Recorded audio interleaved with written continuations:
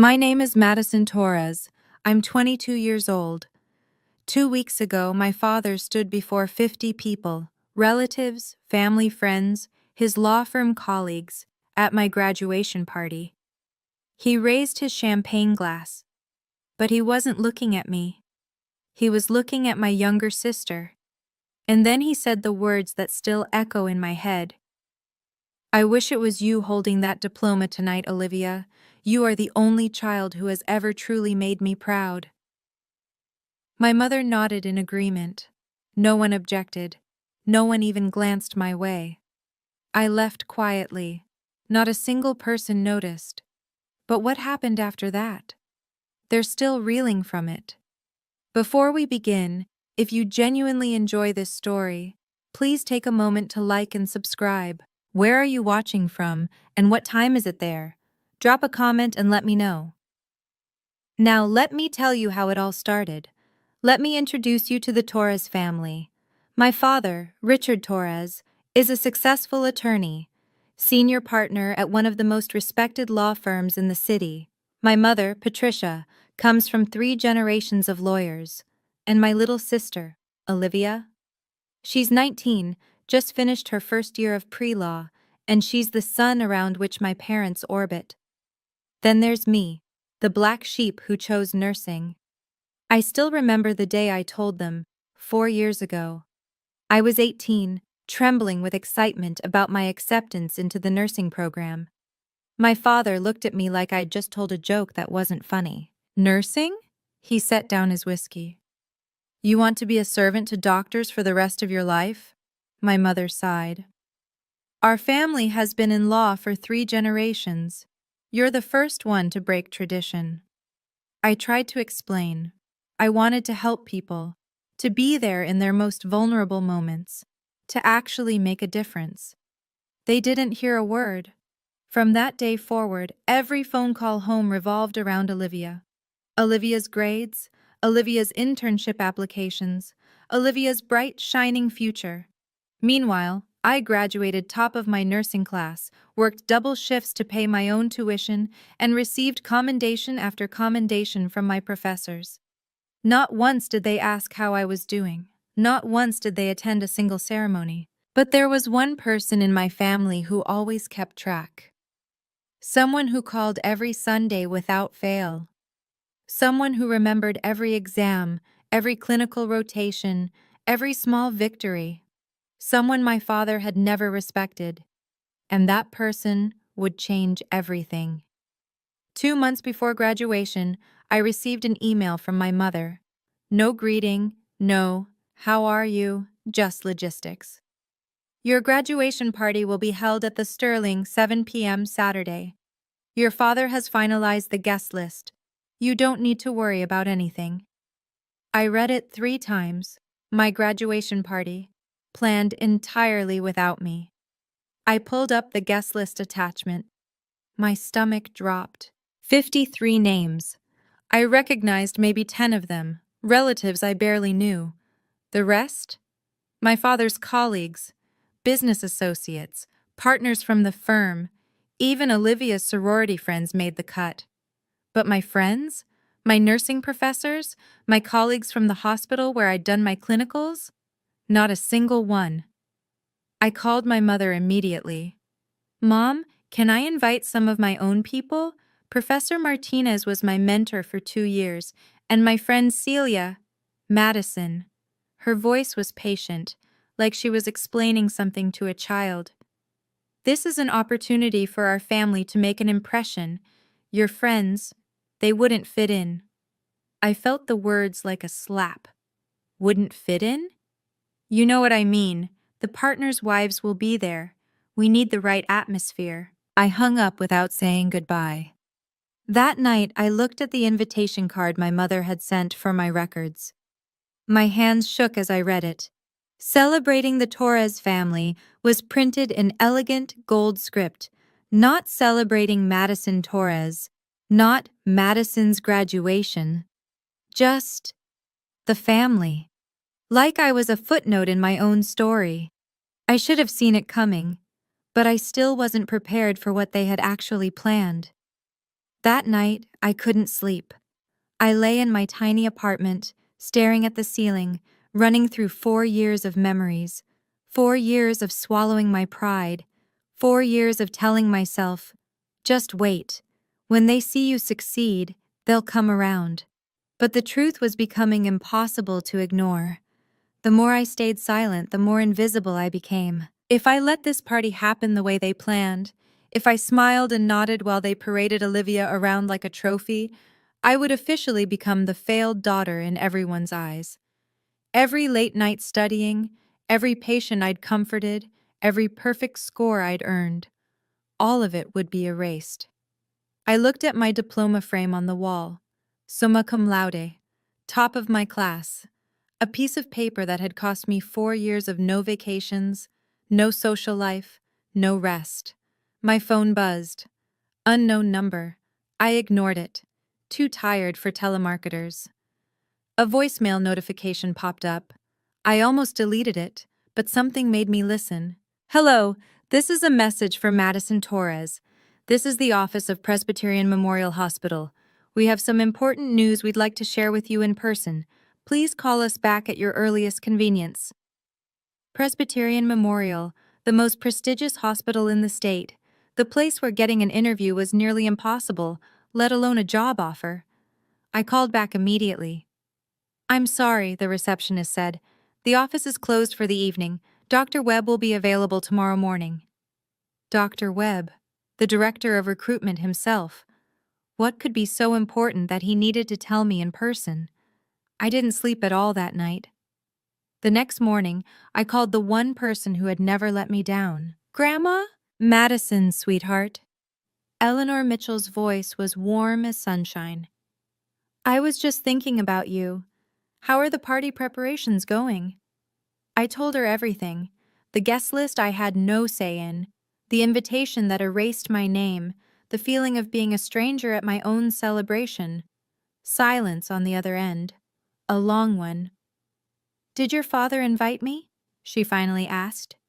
I hesitated. I'm not sure, Grandma. I see. Her tone shifted, hardened just slightly. Well, I'll be there regardless, invited or not. Grandma, I don't want to cause trouble. Trouble? She laughed softly. Sweetheart, I spent 40 years as a nurse. I faced down doctors who thought they were gods and administrators who thought they owned us. Your father's disapproval doesn't frighten me. I felt tears prick my eyes. At least someone was in my corner. Madison, she continued, your value doesn't depend on whether your parents can see it. I know what you've accomplished, and I'm proud enough for all of them. Thank you, Grandma.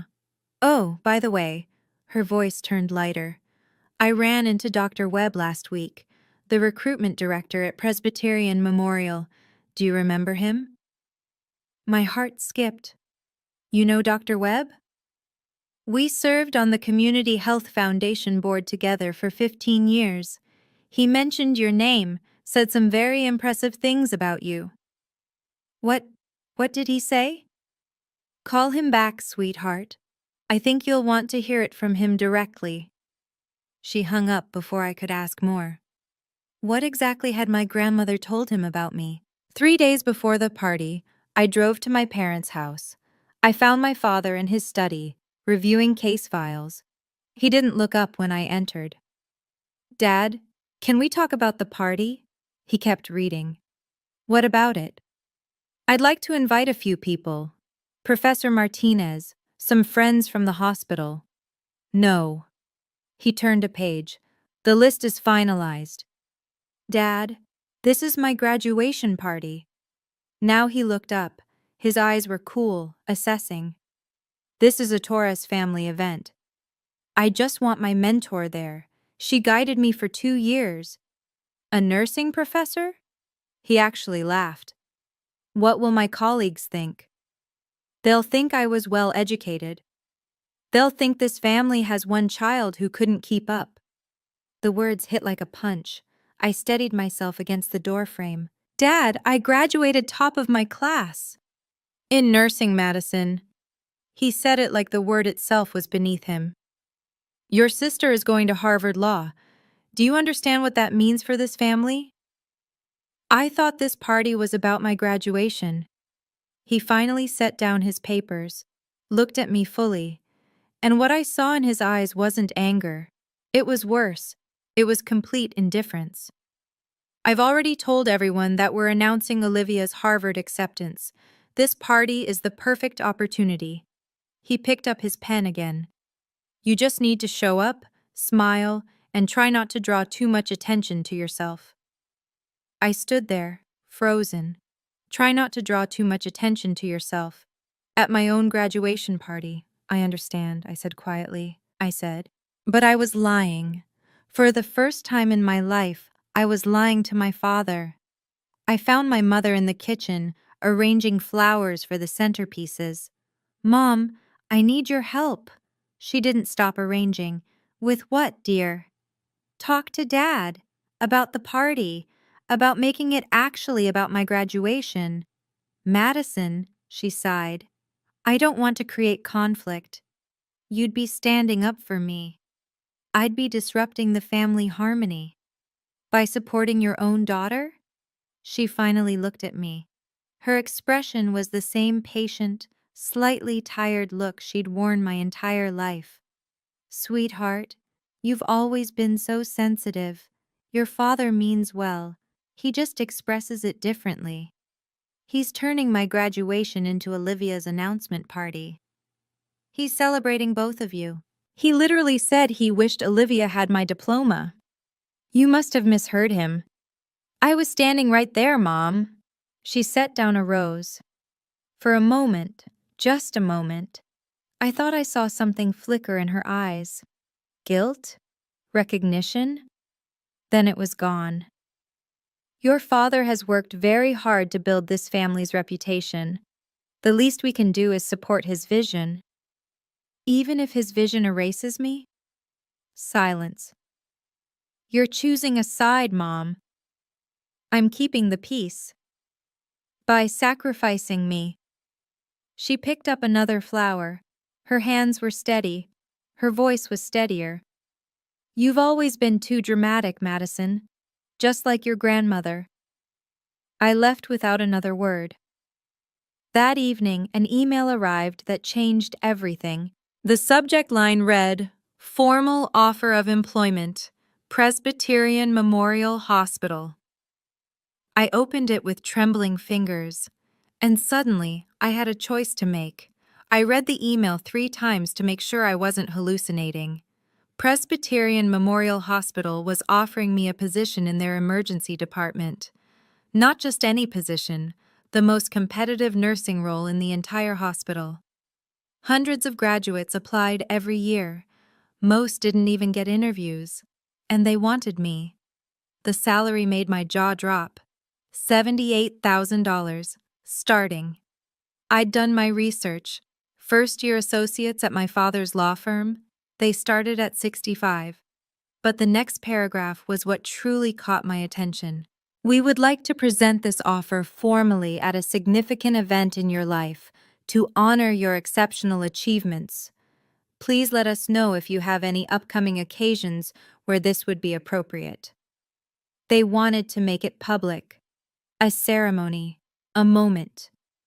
I looked at the invitation card on my desk. Celebrating the Torres family. A thought formed. Dangerous. Audacious.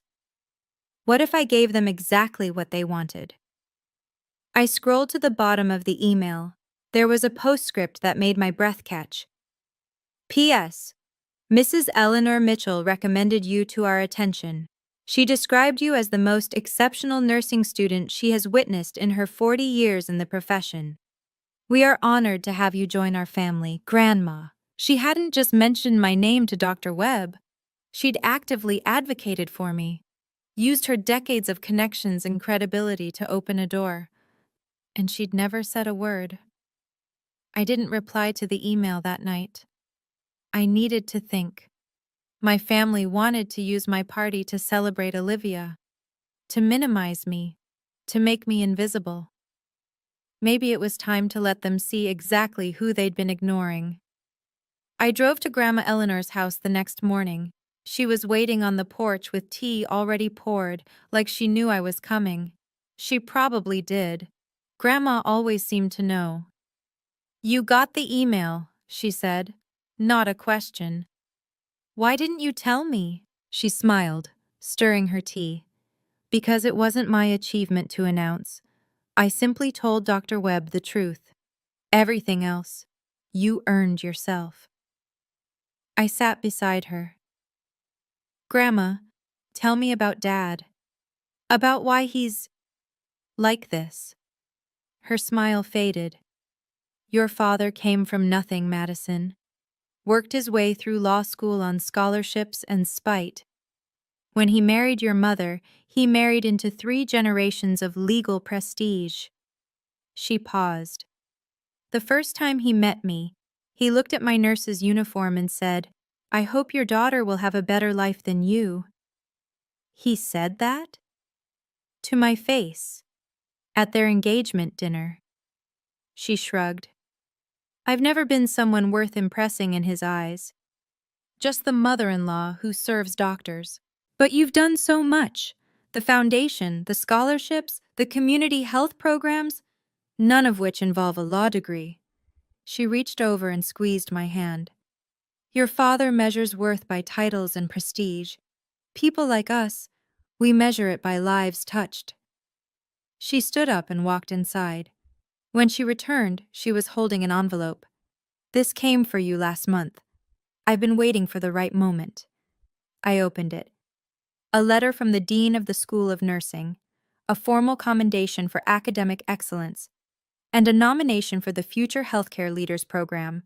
"Grandma, you don't need your parents' recognition, sweetheart." Her eyes were fierce. "But if they insist on looking, let's give them something to see." That afternoon, I called Dr. Samuel Webb. "Madison." His voice was warm, professional. "I'm so glad you reached out. Did you receive our offer?" "I did. I'm honored. Truly." "The honor is ours. Your clinical evaluations were exceptional. Your professors couldn't say enough good things." I took a deep breath. "Dr. Webb, about the formal presentation you mentioned." "Yes?" "I have an event this Saturday. My graduation party. At the Sterling restaurant." "That sounds perfect. A celebration of your achievement." I hesitated. "It's complicated. My family doesn't exactly understand the value of nursing." A pause. "I see." His tone shifted, became knowing. "Mrs. Mitchell mentioned something similar. Your family has lawyers, I understand." 3 generations of them." "Well," I could hear him smiling through the phone, "I suppose we'll have to show them what a real achievement looks like. I'll bring the formal offer letter and a small surprise." "What kind of surprise?" "You'll see. Trust me, Madison. Saturday evening will be memorable." After I hung up, I sat in silence for a long time. I hadn't told Grandma about my plan. I hadn't told anyone. This was my choice, my moment. My whole life, I'd tried to earn my family's respect by staying small, by being quiet, by hoping they would eventually turn around and see me. They never did. Maybe it was time to stop waiting. I looked at my reflection in the window. 22 years old, top of my class. A job offer that would make lawyers jealous, and a family who thought I was nothing. One of those things was about to change. I didn't know exactly what Saturday would bring, but I knew one thing. It wouldn't go the way my parents expected. "Okay, before we get to the graduation party, the part I promise you won't be able to look away from, I want to ask you something. Have you ever been looked down on because of your career choice? Ever felt invisible in your own family? Drop a comment below and tell me your story. If this is hitting close to home, give me a like so I know I'm not alone in this." Now back to Saturday night. The Sterling was even more impressive than I remembered. Crystal chandeliers cast golden light across white linen tablecloths. Fresh roses adorned every surface. Wait staff in black uniforms moved silently between tables, filling champagne glasses and adjusting silverware. 50 guests, minimum. I scanned the room and recognized maybe a dozen faces, distant aunts, cousins I saw once every few years. The rest were strangers in expensive suits, my father's colleagues, his partners, their wives. I arrived at exactly 7 o'clock. My father was standing at the entrance, shaking hands with a silver-haired man I didn't recognize. "Richard, congratulations," the man was saying. "Big occasion for your family." "Thank you, Charles. Big things ahead." Dad noticed me approaching. A brief nod, nothing more. Then he turned back to Charles, as if I were just another passing server. I moved further into the room. My mother was near the head table, fussing over Olivia's dress, a gorgeous emerald gown that probably cost more than my monthly rent. Meanwhile, I was wearing the navy blue cocktail dress I'd bought with 3 weeks of overtime pay. "Madison, there you are." Mom barely glanced at me. "You're at table 6, near the back." "Near the back?" "The front tables are for your father's partners." She smoothed Olivia's collar. "You understand." I understood perfectly. I walked to table 6, found my name card, looked up at the banner stretching across the main wall. "Celebrating the Torres family." In elegant gold script. No mention of graduation. No mention of me. I was a guest at my own party, a backdrop for someone else's announcement, but they didn't know I'd brought guests of my own. At 7:15, the restaurant doors opened. Grandma Eleanor walked in like she owned the place. She was wearing a navy blue suit that probably cost more than my father's. Her silver hair was perfectly styled. Her posture was ramrod straight. At 78, she still commanded attention without saying a word. My father's face went pale. "Eleanor." He stepped forward, blocking her path. "I don't recall sending you an invitation." Grandma smiled. It wasn't a warm smile. "I'm here for my granddaughter's graduation party. I don't need your invitation, Richard. This is a private event. For family. Yes, I am family." She stepped around him effortlessly, "whether you like it or not." My mother rushed over, her heels clicking urgently on the marble floor. "Mother, please, let's not make a scene." "I'm not making a scene, Patricia. I'm simply attending." Grandma's eyes swept the room. "Where's Madison seated?" "Oh, table 6, in the back. How appropriate." Several guests had stopped their conversations watching the exchange. My father laughed, a forced, too loud sound. My mother-in-law, everyone, always a bit dramatic. Grandma didn't acknowledge him. She walked straight to me, her arms open. "There's my girl." I hugged her tight, fighting back tears. "I have a surprise, Grandma," I whispered. She pulled back, eyes twinkling. "I know, sweetheart.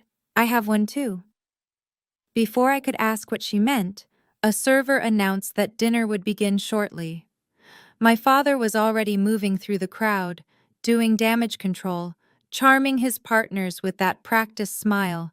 He had no idea what was coming. Neither did I, entirely. But I was about to find out.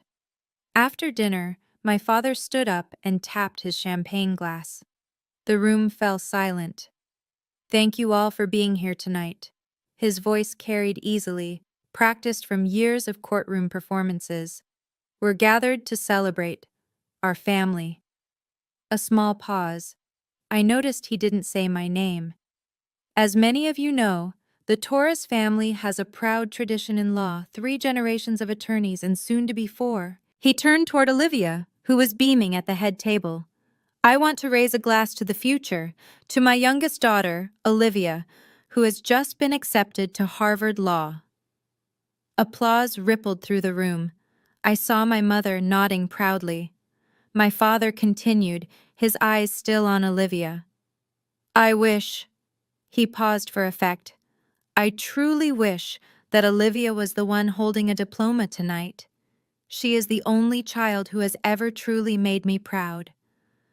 More applause, but quieter now. I noticed several guests exchanging uncomfortable glances. My mother nodded along, smiling. No one looked at me.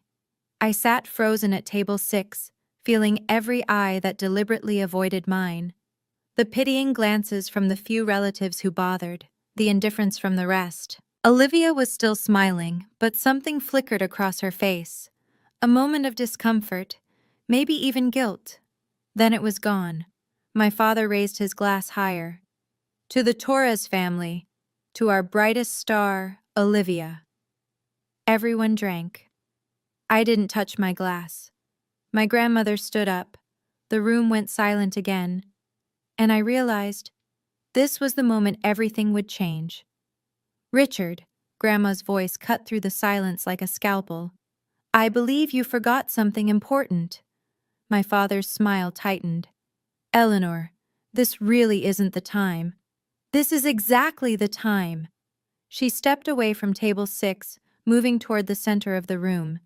You just gave a toast at your daughter's graduation party. You didn't mention her once. Murmurs rippled through the crowd. I mentioned the family.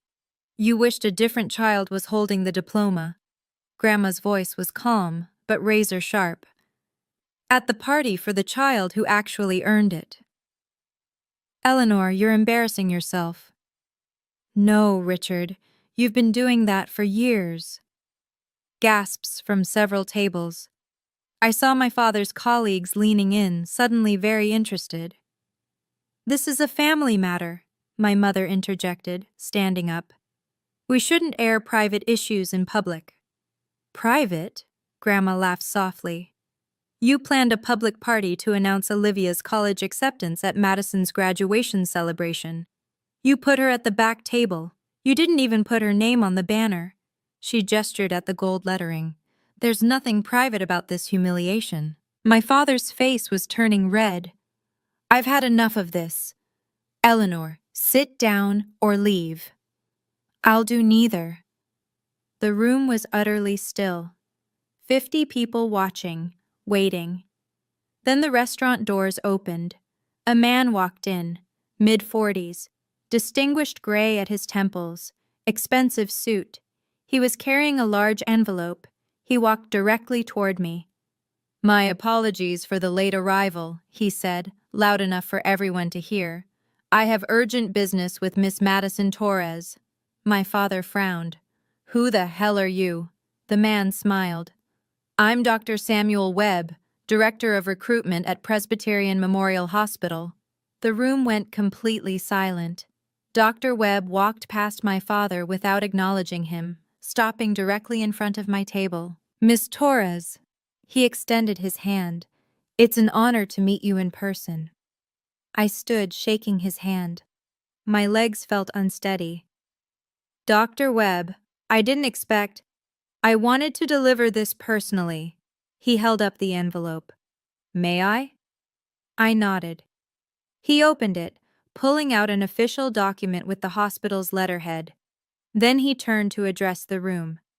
Ladies and gentlemen, I apologize for interrupting your evening, but I have an announcement that couldn't wait. My father stepped forward. Now wait just a minute. Madison Torres, Dr. Webb continued, ignoring him completely, graduated summa cum laude from the School of Nursing, top of her class. Her clinical evaluations were the highest we've seen in 15 years. He held up the letter. Presbyterian Memorial Hospital is honored to offer her a position in our emergency department, effective immediately. Starting salary, $78,000 per year. Audible gasps from multiple tables. I heard someone whisper, 78,000? For a nurse? Dr. Webb smiled. For an exceptional nurse. To put that in perspective, most first-year attorneys at top firms start at 65,000. He looked directly at my father. If anyone wants to compare. The silence was deafening. My father's face had gone from red to white. My mother's hand was pressed against her mouth. At the head table, Olivia was staring at me with wide eyes. Not jealousy, something else. Surprise. Real surprise. Dr. Webb handed me the letter. Congratulations, Madison. You've earned this. Thank you, I managed, but he wasn't finished. There's one more thing, Dr. Webb said. The small surprise I mentioned. He reached into his jacket and pulled out another envelope. This is a letter from Dean Harrison of the School of Nursing. It was addressed directly to Madison, but given the occasion, I thought I'd share a portion of it. He unfolded the paper and began to read. Madison Torres is the most exceptional nursing student we have trained in the past 15 years. She achieved not only perfect academic marks, but demonstrated compassion and professionalism that exceeded every expectation during her clinical rotations. We are proud to nominate her for the Future Healthcare Leaders Program, reserved for the top 1% of healthcare graduates nationwide.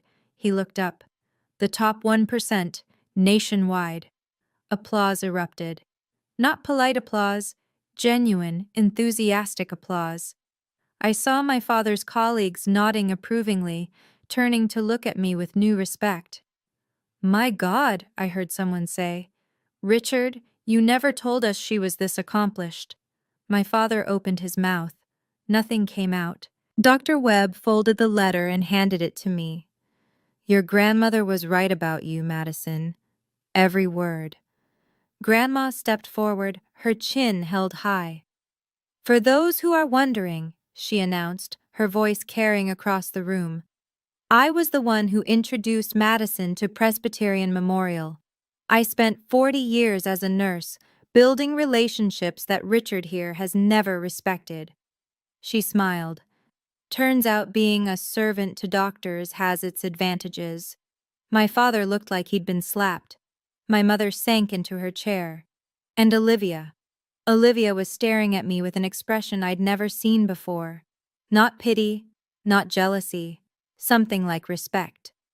The room was still buzzing when I stood up. 50 pairs of eyes turned to me, waiting. I'd spent my whole life avoiding this moment, staying quiet, staying small, hoping that if I just worked hard enough they'd eventually see me.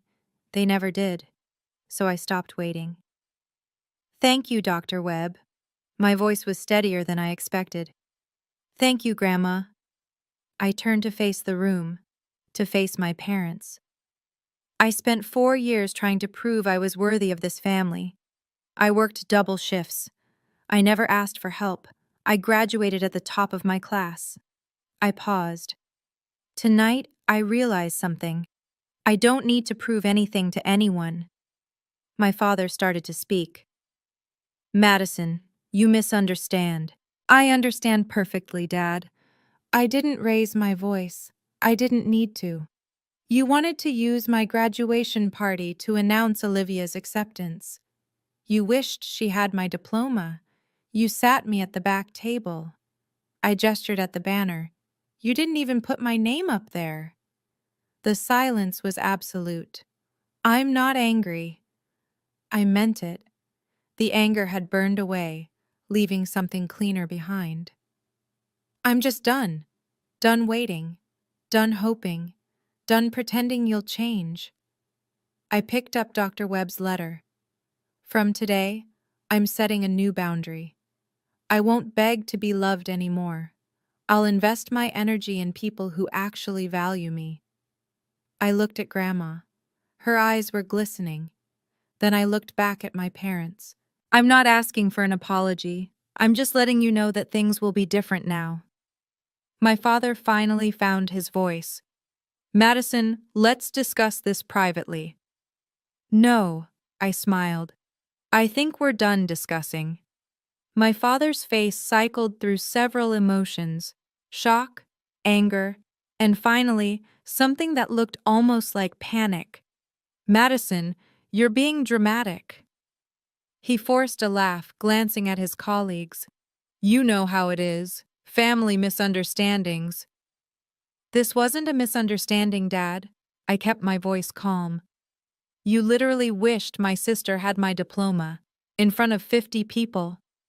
I was making a toast to someone else at my party.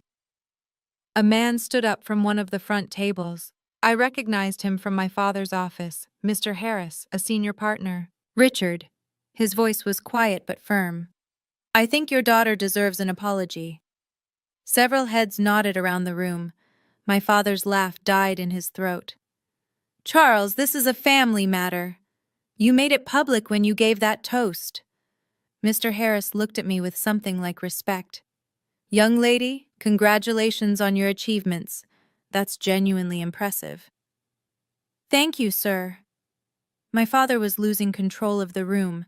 I could see it in his eyes. The realization that his carefully planned event had completely derailed. Everyone, please. My mother stood up, her voice strained. This is between our family. Patricia, Grandma's voice cut through. For once in your life, be quiet. You've stayed silent in the wrong moments for far too long. My mother's mouth fell open. The room was utterly still. My father looked around at his colleagues, his partners, the people whose opinions he'd spent decades cultivating. All of them were watching him with new eyes. He swallowed hard. I don't know what to say. For the first time in my life, Richard Torres was speechless. And I realized this was enough. Wow. Are you feeling this as much as I am right now? Comment and let me know.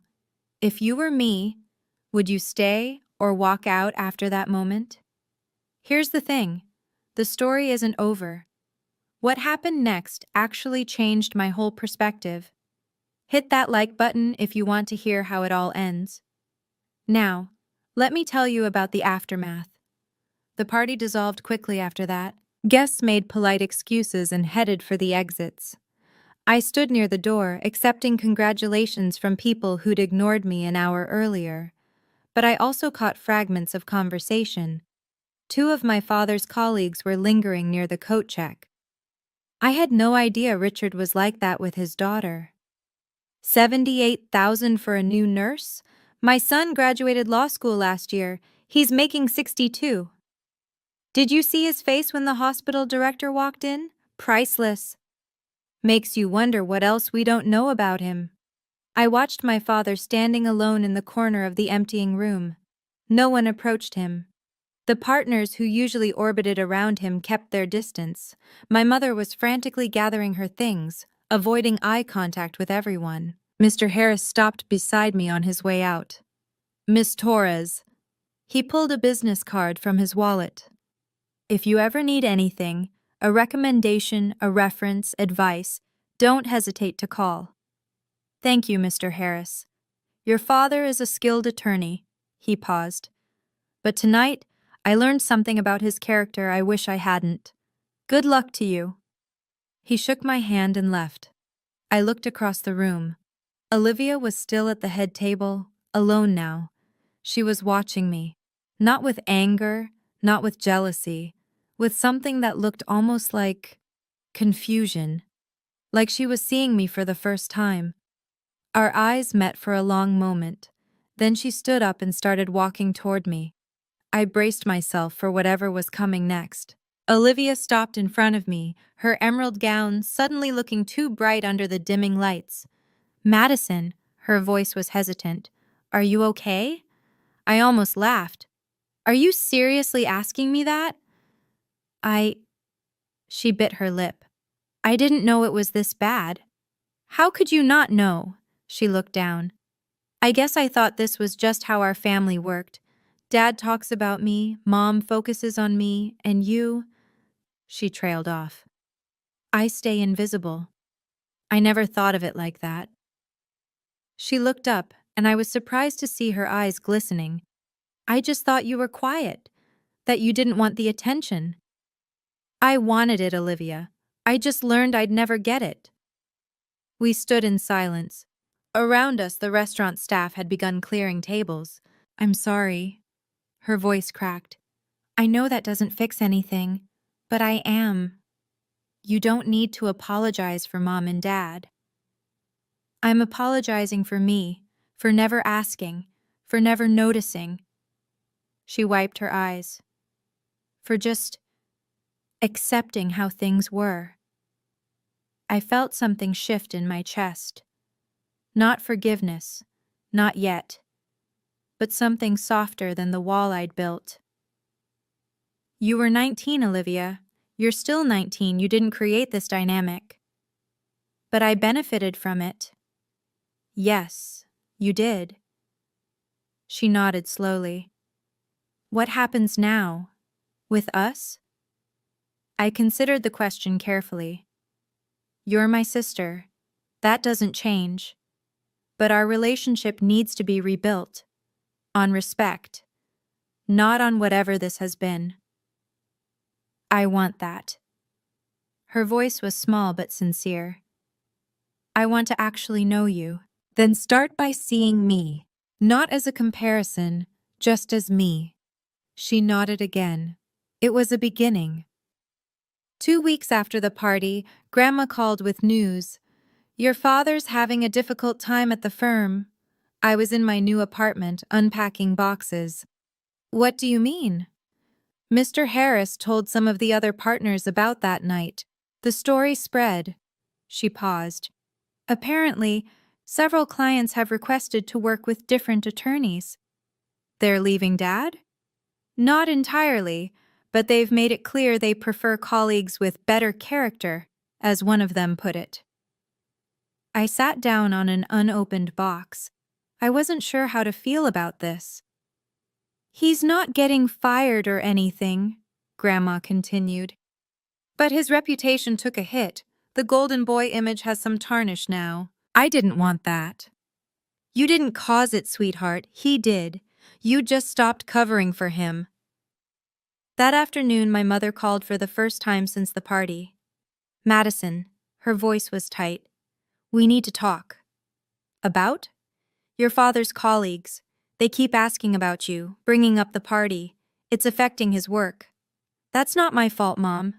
You could talk to Mr. Harris. Explain that your father didn't mean what? To humiliate me? To wish Olivia had my accomplishments? To seat me at the back of my own party? Silence. I can't control what people think about Dad, I said quietly. That's the consequence of his actions, not mine. Madison, I'm not going to clean up his mess, Mom, not anymore. I hung up. For years, I'd protected my family's image by staying quiet, by accepting less, by making myself small. Those days were over. The consequences of their choices were theirs to carry now. My first day at Presbyterian Memorial, I stood outside the emergency department doors for a full minute, just breathing, just taking it in. The badge clipped to my scrub said, Madison Torres, RN, my name, my title, my achievement. Ready for your first shift? Dr. Webb appeared beside me, smiling. More than ready. Good, because the ER waits for no one. Inside was controlled chaos, exactly what I'd trained for. Monitors beeping, nurses calling out vitals, doctors moving with purpose. I was assigned to a veteran nurse named Gloria for my first week. She showed me the systems, the shortcuts, the unwritten rules that kept the department running.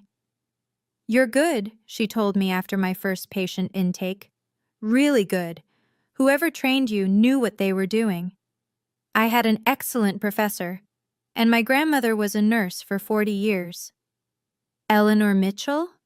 I blinked. You know her? Gloria laughed. Honey, everyone in this hospital knows Eleanor.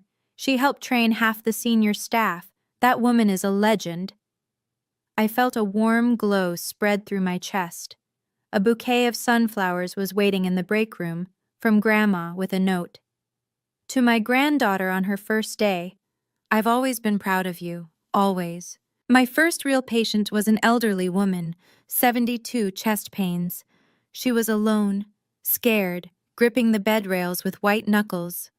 I took her hand. I'm Madison. I'm going to be with you through this. You're not alone. Her grip relaxed. Her breathing steadied. This was why I chose nursing.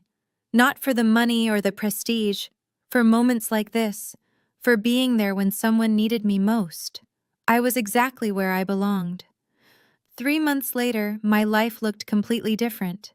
I had a job I loved, colleagues who respected me, an apartment that was finally starting to feel like home, and Grandma Eleanor who visited every Sunday for tea and stories. As for my family, my father still hadn't called, not once. I wasn't surprised. Richard Torres didn't apologize. He simply waited for problems to disappear. I wasn't going to disappear anymore. My mother texted occasionally, short messages. "How are you?" Or, "Thinking of you." Never an acknowledgement of what happened. Never an apology. I responded politely, briefly. Nothing more. But Olivia surprised me. She called every Sunday right before Grandma's visits. We'd talk for 20 minutes, sometimes more. She told me about law school applications. She was reconsidering Harvard, looking at schools closer to home. She asked about my patients, my shifts, my life. She never mentioned our parents. "I want to understand you," she said one Sunday. "Not the version of you I thought I knew. The real you." It wasn't perfect. We had years of distance to bridge. But she was trying. That meant something. The Torres family wasn't healed. Maybe it never would be. But I'd stopped waiting for that healing to come from anyone but myself. I set new rules. I would answer if they reached out, but I wouldn't chase their approval anymore. I would attend family events if invited, but I wouldn't tolerate disrespect. I would love them from a distance if that's what it took to protect my peace. Boundaries weren't punishment, they were self-preservation. And for the first time in my life, I was putting myself first. Sometimes, on quiet evenings, I sit on my apartment balcony and watch the city lights come on. I think about the journey that brought me here. 4 years of working myself to exhaustion, trying to earn love I should have had freely. One night of public humiliation that could have broken me, and one decision that changed everything. I stopped pretending to be invisible. Here's what I learned. Your worth doesn't depend on whether anyone else sees it. The people who should love you unconditionally sometimes can't. And that's not your failure. It's theirs. Boundaries aren't revenge. They're not punishment or cruelty. They're the line you draw between what you'll accept and what you won't. Between who you are and who others want you to be. Not everyone who calls themselves family deserves the title. Real family, the people who show up, who see you, who celebrate your victories and hold your hand through failures. Sometimes shares your blood. Sometimes they don't. I didn't beat my parents that night at the Sterling. I just stopped losing myself to them. My phone buzzes. A text from Olivia. "Sunday call still on?" Another from Grandma. "Made your favorite cookies, bringing them tomorrow." A third from Gloria at work. "Patient from last week asked about you. Said you were an angel. Thought you should know." I smile. A real smile. The kind I couldn't remember having before all this. My father wanted me to be invisible. My mother wanted me to stay quiet, but I refused, and that made all the difference. I didn't win against them. I just stopped losing myself. That's the only victory I needed. That's my story. Thank you for staying with me until the end. If you've ever felt overlooked, compared, or invisible in your own family, I want you to know, you deserve better. Your worth isn't determined by anyone else's inability to see it. If you want more stories like this, check out the video linked in the description. Like, subscribe, and hit that notification bell. See you in the next one.